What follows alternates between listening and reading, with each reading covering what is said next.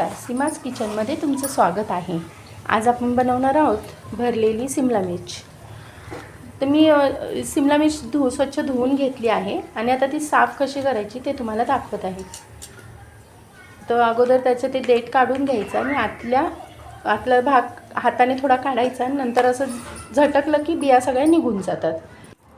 तुमची सकाळी कितीही घाई गडबड असू दे, ही झटपट होणारी रेसिपी आहे आणि सकाळीच असं नाही, तुम्ही कधीही करू शकता, खूप टेस्टी लागते।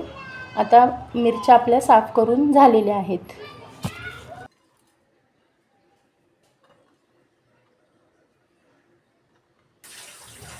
मिरचीमध्ये जो मी मसाला भरणार आहे ना त्याची तयारी करते। तर मी आता कढईत ना 2 टेबलस्पून तेल टाकले, कारण जास्त तेल नाही टाकायचं कारण आपल्याला ना त्याच्यावर फक्त कांदा परतून घ्यायचा आहे। तर आता मी चिरलेला कांदा टाकते त्यात आणि हा कांदा आहे ना फक्त असा परतून घ्यायचा आहे थोडासा, त्याला जास्त भाजायचं नाही आहे, कारण कच्चा कांदा टाकला तर एवढी टेस्ट छान नाही लागत। थोडासा परतून टाकला तर मस्त टेस्ट छान लागते।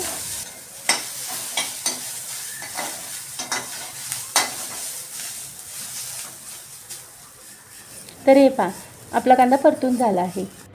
आता तो एका डिशमध्ये मी काढून घेते आणि आता हा परतलेला कांदा आहे ना त्याच्यात आपल्याला बाकीचं साहित्य टाकायचं आहे। ह्याच्यामध्ये मी आता शेंगदाण्याचं कूट टाकत आहे। हा माझा नाश्त्याचा चमचा आहे, त्याने मी 4 ते 5 चमचे शेंगदाण्याचं कूट टाकत आहे। आता मी त्यात हळद टाकत आहे, चवीनुसार मीठ टाकायचं। आता लाल तिखट टाकत आहे,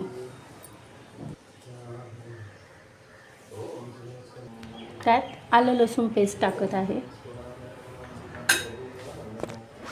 आणि कोथिंबीर टाकत आहे। आता ह्यात मी तेल टाकत आहे।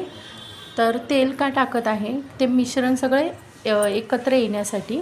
जेव्हा आपण मिरचीत भरणार ना ते मिश्रण, तर ते तेल टाकल्यामुळे काय होतं, ते बाहेर येत नाही, ते आत व्यवस्थित बसतं। तेल टाकल्यामुळे ते मिश्रण आहे ना होतं। आता ते मिश्रण आपण मिक्स करून घेऊया सगळं। आता तेलामुळे बघा कसं ते छान असं ओलसर होईल आणि मग ते आपण जेव्हा मिरचीत भरणार ना तेव्हा ते मग बाहेर येत नाही। जेव्हा आपण मिरची फ्राय करायला घेतो ना तेव्हा ते बाहेर येत नाही, म्हणून थोडंसं तेल टाकायचं त्याच्यामध्ये। तर हे पहा, आता आपलं मिश्रण मिक्स करून झालेलं आहे, ते मी मिरचीत भरत आहे।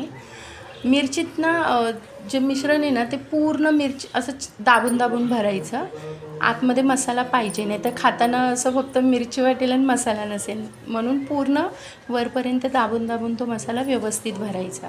अजून एक तुम्हाला मिरची भरून दाखवते, हे पहा,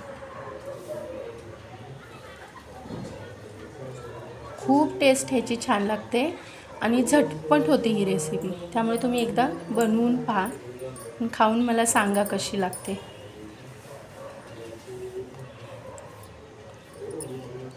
हे पहा, आता अशा मी सर्व मिरच्या भरून घेते।